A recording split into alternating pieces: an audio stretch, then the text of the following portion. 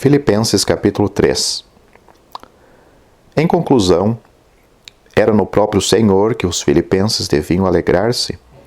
E agora o apóstolo põe-nos em guarda contra o que tinha sido o verdadeiro corrosivo da vida da igreja e tinha produzido os penosos frutos que mergulhavam em agonia o seu próprio coração. Segundo a profecia do apóstolo, vemos hoje as suas deploráveis consequências que devem ainda amadurecer até o julgamento de Deus. Seja como for, o Senhor não muda. Regozijai-vos no Senhor, diz o apóstolo. No Senhor, tudo está perfeitamente seguro. Em seguida é desenvolvido tudo aquilo que podia impedir os filipenses de se regozijarem assim, e ao mesmo tempo, o verdadeiro conhecimento de Cristo, que nos preserva do mal, que o apóstolo prevê. O tema é tratado aqui não segundo a doutrina e a prática que dizem respeito à alta posição da união da Igreja com Cristo glorificado, como seu corpo, e segundo a unidade que emana dessa união, é o tema da Epístola aos Efésios, nem segundo a urgente necessidade que há para os santos de permanecerem colados à cabeça, pois que toda a plenitude está no Senhor, é a doutrina da Epístola aos Colossenses, mas segundo o caráter geral da Epístola, de que agora nos ocupamos, em relação com as experiências pessoais do cristão, e as do apóstolo em particular. Também aqui, como vimos na parte da Epístola onde encontramos a expressão das suas aflições individuais, o apóstolo se encontra no caminho que conduz ao pleno gozo do objeto que ele aprendeu a conhecer e do estado que o seu coração deseja. Tal deve ser a experiência dos cristãos, porque, se pelo Espírito estou unido à cabeça como membro do corpo de Cristo e apreendo esta união pela fé, não é menos verdade que a minha experiência pessoal, embora esta fé seja a sua base, está necessariamente em relação com o caminho que devo seguir para chegar à glória a que esta união me dá direito. Não que os sentimentos revelados por aquilo que encontro no caminho falseiem ou contradigam a minha posição em Cristo ou destruam a certeza do ponto de partida. Possuindo, porém, esta certeza, e porque a possuo, sei que, de fato, não atingi o resultado desta posição na glória. Ora, na epístola que agora estudamos, nós estamos no caminho, somos individualizados nas nossas relações com Deus, porque as experiências são sempre individuais, embora uma parte delas sejam a realização prática da nossa união uns com os outros como membros de Cristo. No versículo 4 deste capítulo, Paulo retoma a sua exortação, mas não sente nenhum constrangimento ao fazê-lo, e isto era uma garantia para os filipenses, porque o perigo existia e o seu terno amor estava vigilante. Renova as suas advertências e as suas instruções acerca da mistura dos princípios judaicos com a doutrina de um Cristo glorificado. Introduzir esses princípios era, com efeito, destruir essa doutrina e reintegrar a carne no seu lugar. Porém, a carne e o pecado e o afastamento de Deus era o primeiro homem já rejeitado e condenado, e não o segundo. Todavia, a carne não aparece aqui sobre a forma do pecado, mas sim sobre a forma de justiça de tudo o que é respeitável e religioso, sobre a forma das ordenanças que tinham o peso venerável da autoridade que lhes emprestava a antiguidade da sua origem e da autoridade do próprio Deus, se todo o sistema judaico não tivesse sido abrogado em Cristo. Para o apóstolo, que conhecia Cristo no céu, tudo isto não constituía senão um atrativo para arrastar o cristão para longe de Cristo e voltar a colocá-lo na ruína de onde Cristo o tinha tirado. Ruína tanto mais terrível quanto era certo abandonar deste modo um Cristo conhecido e glorificado e retornar ao que tinha sido demonstrado não possuir nenhum valor por causa da carne. É por isso que o apóstolo não poupa essa doutrina, nem aqueles que a ensinam. A glória que ele tinha visto, os seus combates com os falsos doutores, o estado em que estes tinham mergulhado a igreja, Jerusalém e Roma, a sua liberdade e a sua prisão, tudo lhe tinha feito adquirir a experiência do que valia o julgamento para a igreja de Deus. São cães, diz ele. Esses doutores, maus obreiros, isto é, obreiros da maldade e da malícia, a circuncisão deles, feita por mãos de homens, não era circuncisão. Paulo trata com profundo desprezo e com palavras de uma dureza que bem legitimava o seu amor pela igreja. Porque o amor é sempre duro para aquele que sem consciência corrompe os objetos desse amor. Era a concisão. Quando o mal, sem vergonha e ativo para produzir a ruína sob um vergonhoso aspecto de religião, é manifestado no seu verdadeiro caráter, a doçura é um crime contra os objetos do amor de Cristo. Se amarmos a Cristo, o mal, nas nossas conversas com a igreja, será denunciada naquilo em que lhe dermos abertamente o caráter que ele quereria esconder. Agir desse modo é o verdadeiro amor e fidelidade a Cristo. Certamente o apóstolo não tinha falta de condescendência para os fracos a tal respeito. Bem longe ele tinha levado essa condescendência, e a sua prisão era disso um testemunho. Agora a igreja, privada da sua energia espiritual e das suas decisões, e plena de afeição pelo bem, estava mais do que nunca em perigo. A experiência adquirida durante toda uma vida de atividade e grande paciência, e as reflexões feitas durante 4 anos de prisão, traziam aos lábios do apóstolo estas fortes e prementes palavras: guardai-vos dos cães, guardai-vos dos maus obreiros, guardai-vos da circuncisão. Versículo 2.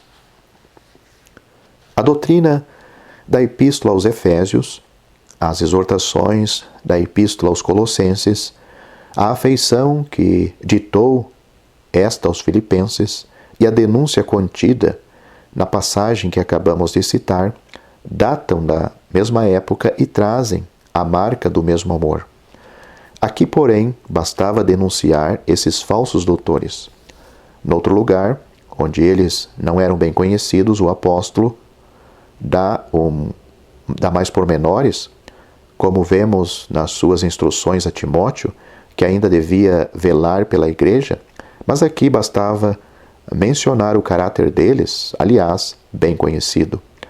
Tudo o que judaizava, tudo o que trabalhava para misturar a lei com o evangelho, para misturar a confiança das ordenanças com o Espírito Santo, era sem vergonha. Era nocivo e desprezível. Mas o apóstolo ocupa-se em primeiro lugar do poder que libertava desse mal. Nós somos a circuncisão, diz ele. Isto é, nós somos o que é verdadeiramente separado do mal, o que está morto para o pecado e para a carne. Nós que adoramos a Deus, não com as falsas pretensões das ordenanças, mas pelo poder do Espírito Santo. Espiritualmente, nós que nos glorificamos em Cristo, o Salvador, e não na carne, na qual, pelo contrário, não temos nenhuma confiança. Paulo põe, pois, Cristo e o Espírito Santo em contraste com a carne e consigo próprio. Ele bem podia, se fosse preciso, vangloriar-se em tudo o que fazia e que diz respeito à carne. Tudo que constituía privilégio judaico, ele o possuía no mais elevado grau. Tinha ultrapassado todos os outros num santo zelo contra os inovadores, mas uma só e única coisa tinha mudado tudo nele. Paulo tinha visto um Cristo glorificado. Desde então, tudo o que ele possuía segundo a carne constituía para ele uma perda, que colocava algo entre si e o Cristo da sua fé e do seu desejo, o Cristo que ele conhecia.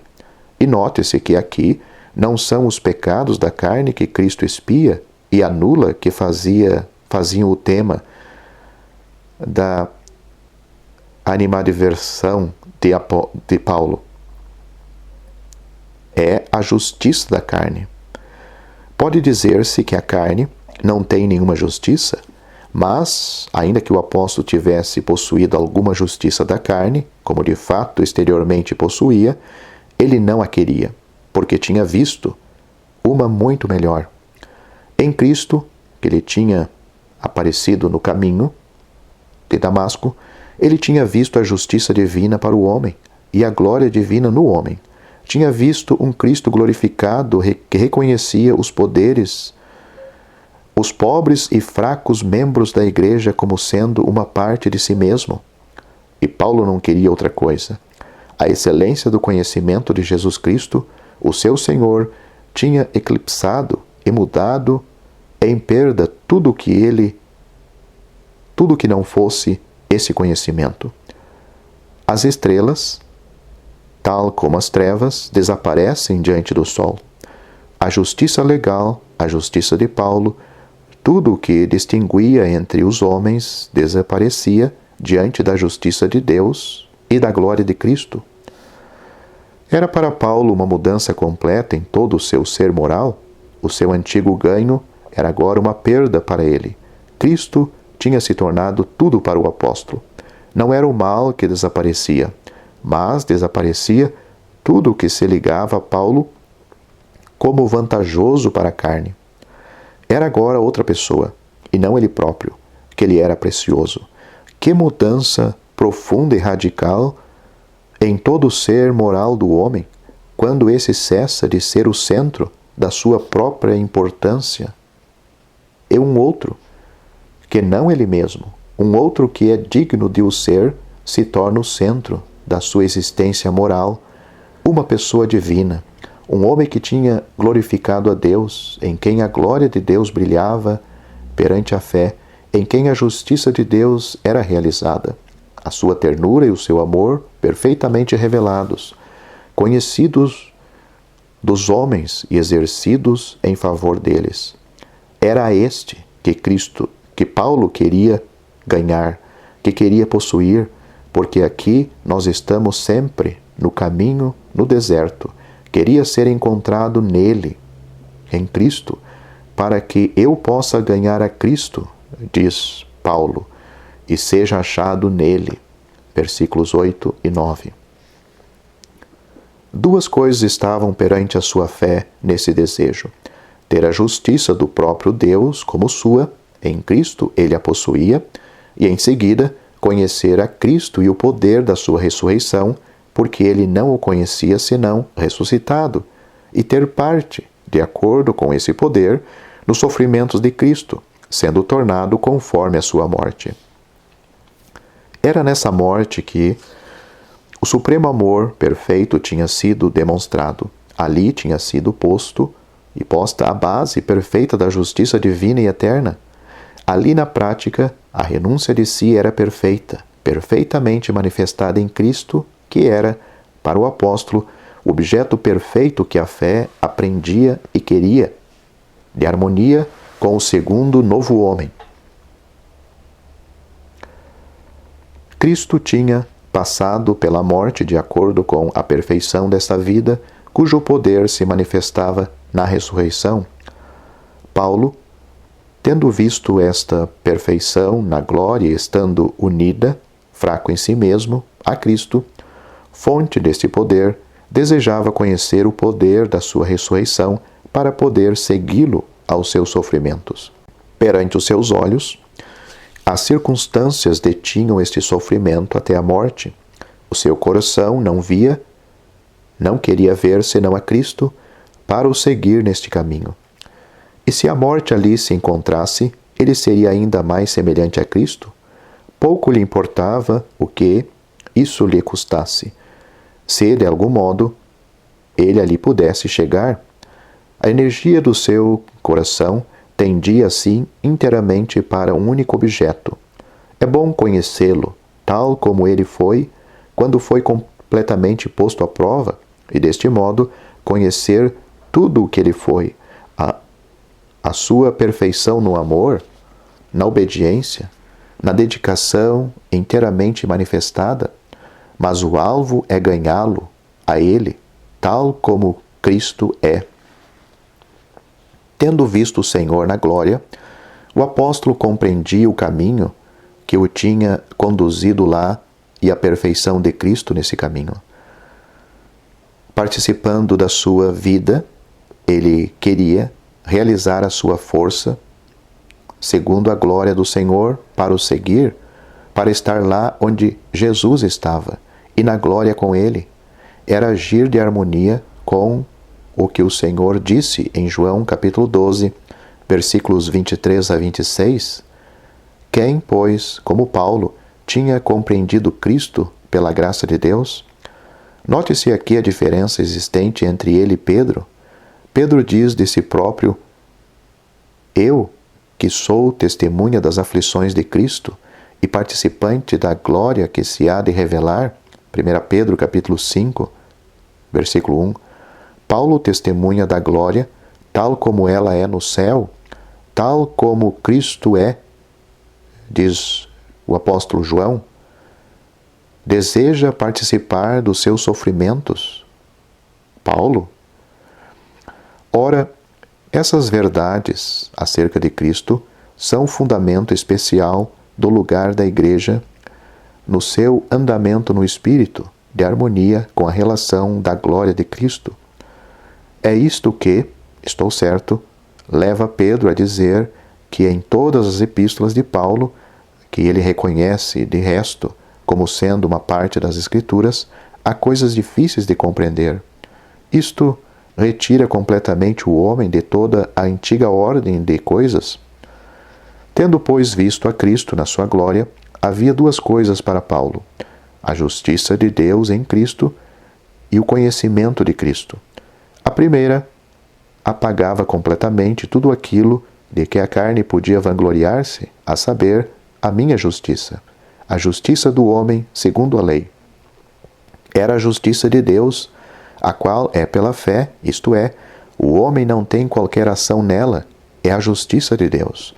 O homem só pode ter parte nela crendo, ou seja, pela fé em Jesus Cristo. Aquele que crê tem o seu lugar perante Deus em Jesus Cristo, na justiça do próprio Deus, justiça que ele manifestou, elevando Cristo à glória após se ter glorificado nele. Que excelsa posição! Pecado, justiça humana, tudo o que é do homem é excluído, sendo o nosso lugar de harmonia com a perfeição com que Cristo, como homem, glorificou perfeitamente a Deus. Mas esse lugar é necessariamente o lugar de quem realizou esta obra gloriosa. Portanto, encontramos aqui a segunda coisa: conhecê-lo a Ele. Cristo na sua pessoa e na sua posição atual é a expressão do nosso lugar. Conhecê-lo é conhecer a nossa posição. De modo nenhum, acusado será dizer, quanto à sua permanência à direita de Deus, isto é pessoal. Ele está ali de harmonia com a justiça divina. Está ali assim como estar ali, assim como Cristo está lá. É o que a justiça divina obteve, gratuita, mas necessariamente para o homem, para nós em Cristo. Desde então, tendo visto a justiça de Deus naquilo em que Cristo está, eu desejo saber o que é estar lá. Eu quero conhecer a Cristo. Mas, na realidade, isto abarca tudo o que Cristo tem sido no cumprimento da sua própria obra. A sua glória revela-me a força que ele empregou na prossecução da obra e respectivo resultado. O que ele sofreu é a obra na qual ele glorificou a Deus, de sorte que a justiça divina foi cumprida pela sua exaltação como homem na glória divina. Ora, amor divino, dedicação completa à glória de Deus, seu Pai, obediência constante e perfeita, tudo sofre para dar testemunho do amor de seu Pai pelos homens, paciência perfeita, sofrimentos insondáveis, para que o amor fosse não só possível, mas também perfeito pelos pecadores. Numa palavra, tudo o que Cristo foi e que se liga à sua pessoa, tudo isto faz desta pessoa um objeto que governa, possui, liberta e fortifica o coração pelo poder da sua graça, atuando na nova vida na qual nós estamos unidos a Ele pelo laço indestrutível do Espírito, graça pela qual Ele se torna o único objeto que está diante dos nossos olhos. Deste modo, Paulo quer ter o que Cristo pode dar, o seu cálice e o seu batismo, e deixar ao Pai o que Cristo lhe deixou, a distribuição dos lugares no reino. Não deseja, como Tiago e João, estar sentado à direita ou à esquerda do Senhor, isto é, ter um bom lugar para si próprio. Ele deseja apenas Cristo, quer ganhar Cristo. Não segue a Cristo tremendo como os discípulos nesse mesmo capítulo 10 de Marcos. Ele deseja sofrer, não que o sofrimento seja em si mesmo objeto dos seus desejos. O seu desejo consiste em ter parte nos sofrimentos de Cristo.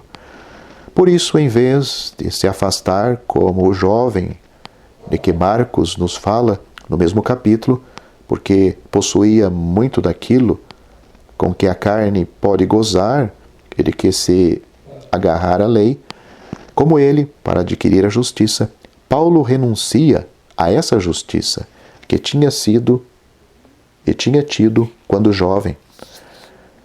Tudo o que então tinha já não era agora para ele, senão imundície. Portanto, encontramos aqui a experiência prática e pessoal do grande princípio que o apóstolo expôs nas outras epístolas, a saber que nós temos parte num Cristo glorificado. Deste modo, Paulo, falando do resultado quanto a si próprio, fala da sua própria ressurreição de acordo com o caráter da ressurreição de Cristo. Aquilo de que Pedro fala não contempla aqui, como vimos, o participar na glória que será revelada. Ele prende-se ao que precede a manifestação dessa glória. Paulo, tendo visto a Cristo na glória, segundo o poder da sua ressurreição, deseja ter parte naquilo que viu. É a força dessa expressão. De alguma maneira, ele queria ter parte na ressurreição de entre os mortos. Se necessário fosse, como Cristo, passar pela morte para lá chegar, também ele queria passar pela morte, custasse o que custasse, por muito penosa que ela fosse. E a morte estava, neste momento, bem patente, perante os seus olhos, com os seus numerosos terrores humanos, mas ele queria ter parte plena com Cristo. Ora, o caráter da ressurreição de que fala o apóstolo é claramente indicada. Não se trata simplesmente da ressurreição dos mortos, mas sim de uma ressurreição de entre os mortos. Uma tal ressurreição significa que sai pelo favor e pelo poder de Deus, pelo que diz respeito a Cristo e pelo que nos concerne, por causa de Cristo, em virtude da justiça de Deus, do estado do mal em que o pecado tinha mergulhado o homem.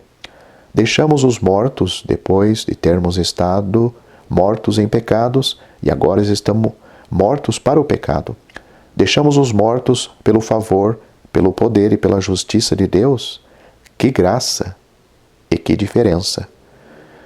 Seguindo a Cristo de harmonia com a vontade de Deus, na posição em que Ele nos colocou, temos parte na ressurreição de Cristo.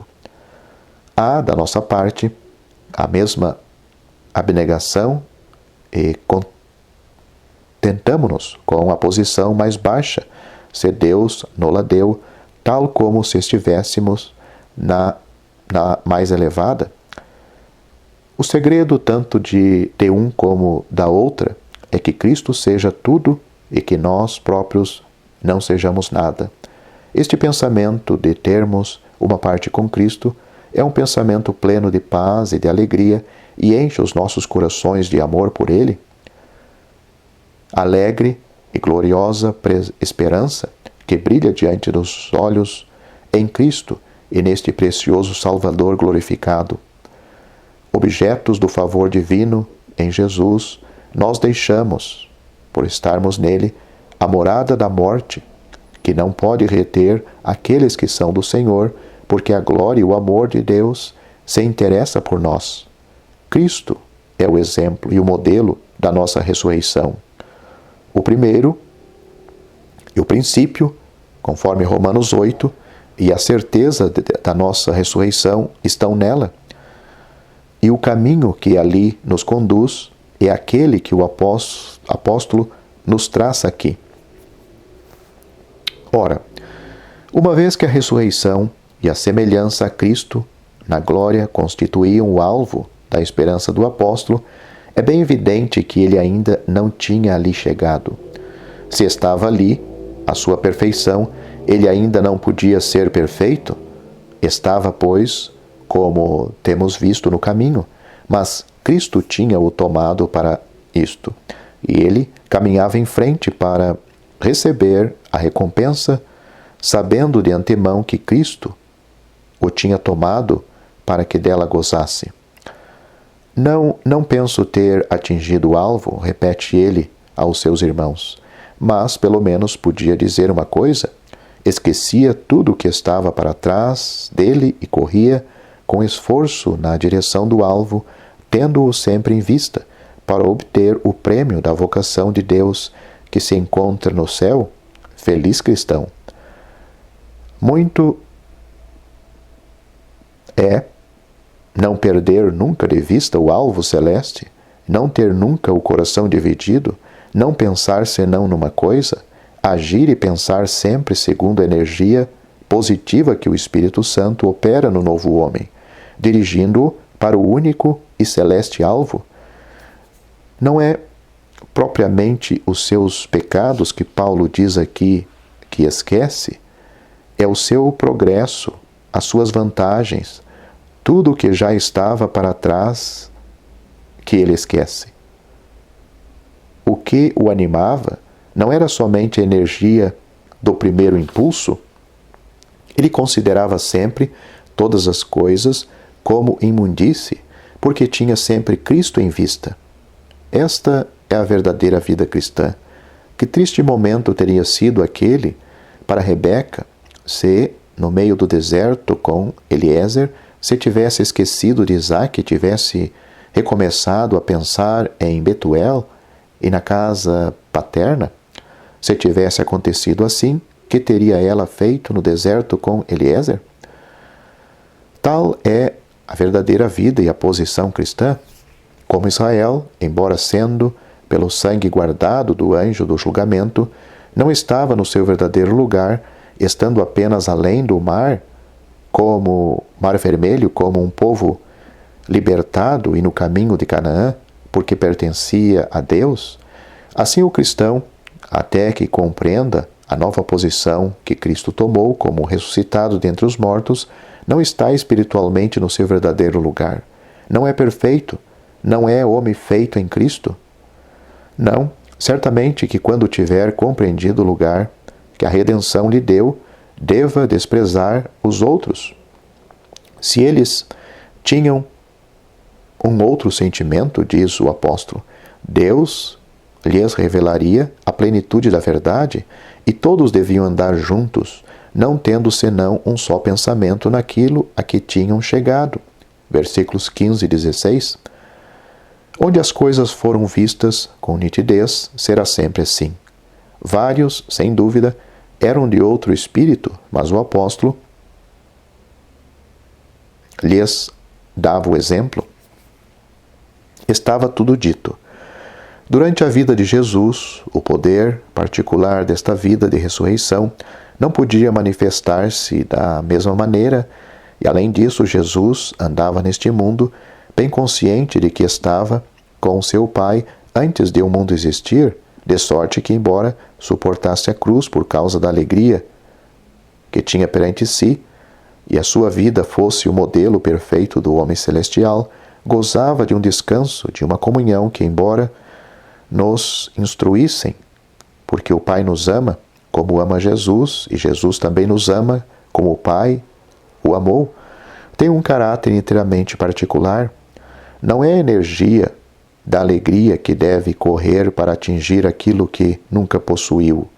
Jesus falava do que conhecia e dava testemunho do que tinha visto, do que tinha deixado por amor de nós.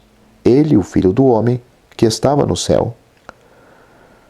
João entra mais que Paulo neste caráter de Cristo. Assim, na epístola do discípulo bem-amado, o que Jesus é na sua natureza e no seu caráter é mais desenvolvido do que aquilo que nós seremos com ele na glória.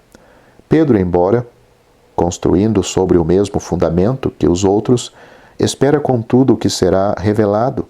A sua peregrinação é bem dirigida para os céus, para ter um tesouro que ali é conservado e que será revelado nos últimos tempos, mas está ligado ao que estava já revelado.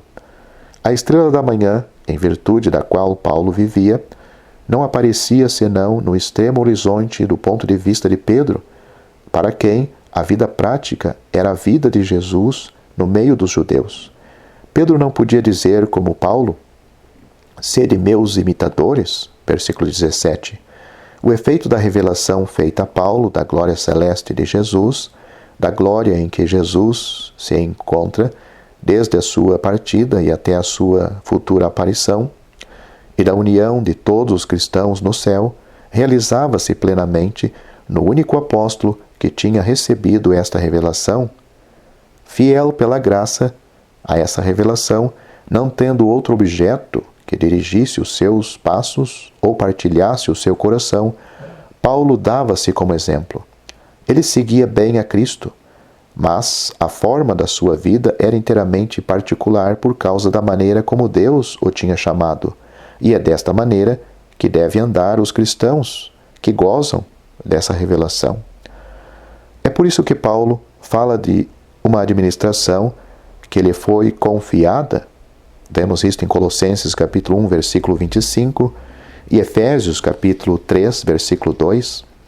O alvo de Paulo não consistia em desviar de Cristo os olhos dos filipenses, pelo contrário, insiste na necessidade de termos o olhar constantemente fixo em Jesus. É o que caracteriza o apóstolo e é nisso que ele se dá como exemplo. Mas o caráter deste olhar era especial. O Cristo que preocupava Paulo não era um Cristo conhecido na terra, mas sim um Cristo glorificado que ele tinha visto no céu. Correr sempre para o alvo, eis o que caracterizava a sua vida, tal como esta mesma glória de Cristo, testemunho da justiça de Deus, revelada em nosso favor e da posição da Igreja, fazia a base da sua doutrina. É por isso que ele pode dizer, sede meus imitadores. Ele não desviava a vista do Cristo celestial que tinha resplandecido diante dos seus olhos e que resplandecia ainda perante a sua fé.